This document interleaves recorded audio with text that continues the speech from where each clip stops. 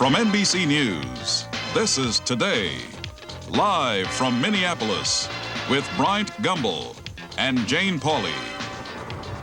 Wednesday, May 20th, a live 2-hour news show.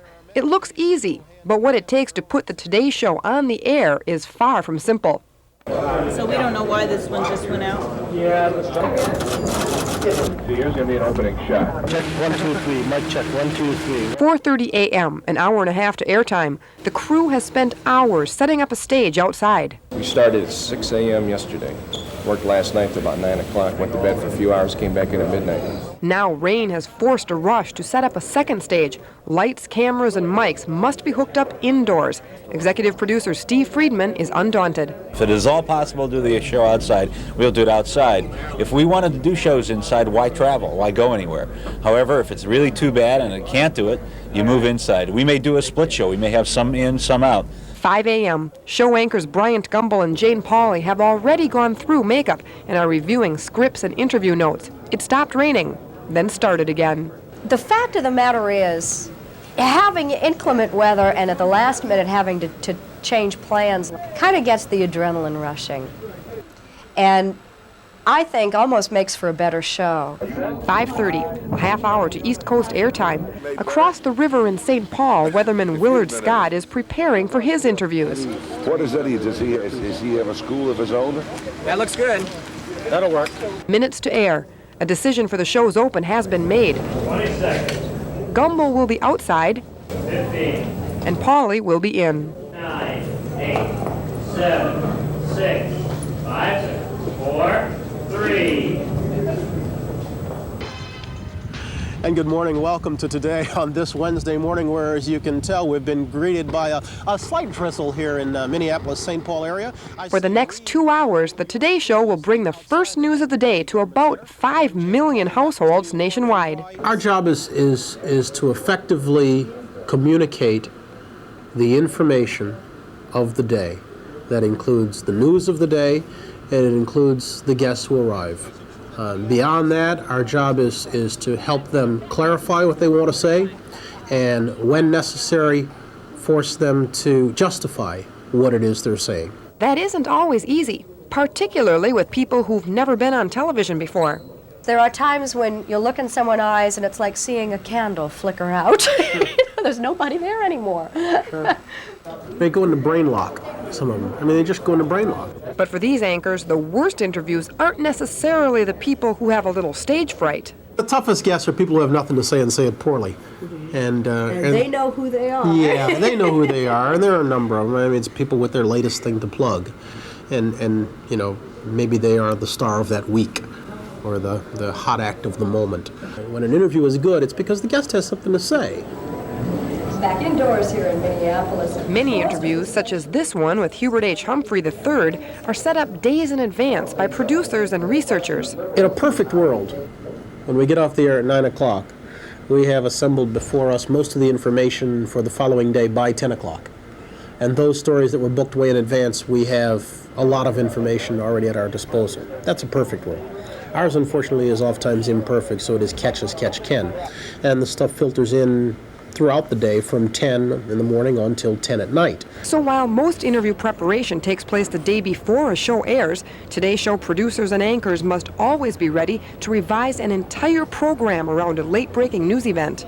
I have a computer at home that I can access the wire, so if it's a breaking news story, I can get in AP, UPI, Reuters, whatever, and right there in my home, get the latest wire copy and we watch it come over. Would you believe here they mine the sewage for gold and silver? Yes, it's a way of getting rid of it. We're going to talk about that. These are a very special breed of people. Between 7 and 9 every morning, the Today Show is in the hands of Gumbel and Pauley, but they really have very little control over show content. I mean, we have producers and executive producers and senior producers, and that's pretty much their job. If there is a spot, more often than not, it's kind of a negative input, as in, I really don't want to do that, or I don't think we should be doing that, or shouldn't we be doing it this way? Even as the show airs, things can change. Today, a guest is behind schedule. What if he doesn't show up?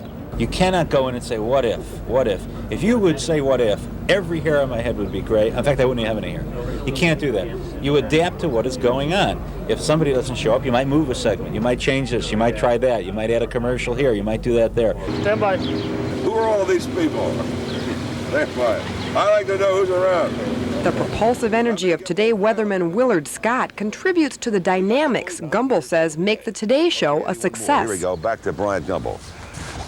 Hiya! Within our general cast, and I'm not just talking about the two of us, most people can find someone that has a personality they're comfortable with or that reflects their own. Calm and professional in front of the camera. 5 in tight. Tell them to do the music. Music. Take 5. Are you going for Take 5. Take 5. Crisp and professional behind. My crew's from Houston, and you have 2 crews from Chicago, a crew from The Cosby Show, Saturday Night Live cameramen, and regular news people. We're all a mixed bag. We have Chicago trucks out there. Despite the bevy of activity surrounding them, Today Show personalities have mastered the art of appearing to communicate with each viewer, one-on-one. You can check a zillion tapes of mine, and you will never hear me refer to the audience in plural terms. I will never say ladies and gentlemen. I'll never say some of you out there.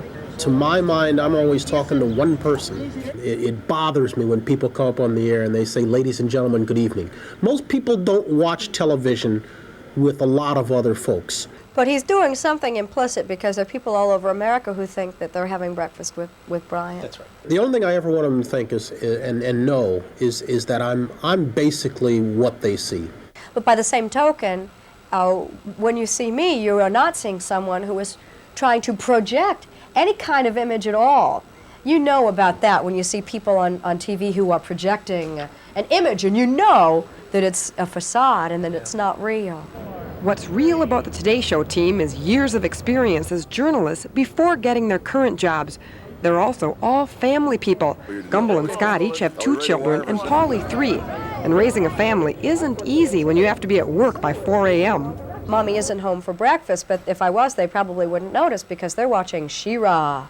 I think they're probably not bad hours for raising a family. I mean, in Jane's case, they're certainly very good for a working woman. And in the case of most working men, I think the only difference between me and them is that they are there for breakfast in the morning and I'm not. When I go to bed in the summertime, the kids are still across the street in the park playing ball. I hate that. As the show in Minneapolis winds down, thoughts are already on tomorrow's show in Denver. Tomorrow morning, we're going to be in Colorado. Louis L'Amour will also talk some Colorado politics, the acting debut of basketball star Alex English, and much more.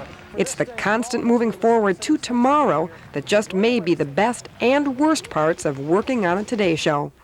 Best part is the worst part.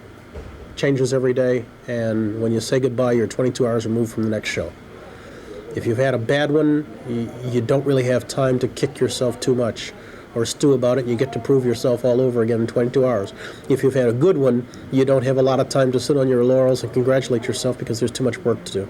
5 in on the drummer. Ready, 5. 5! For this day, from all of us here in the Twin Cities, thanks for being here. Enjoy your Wednesday.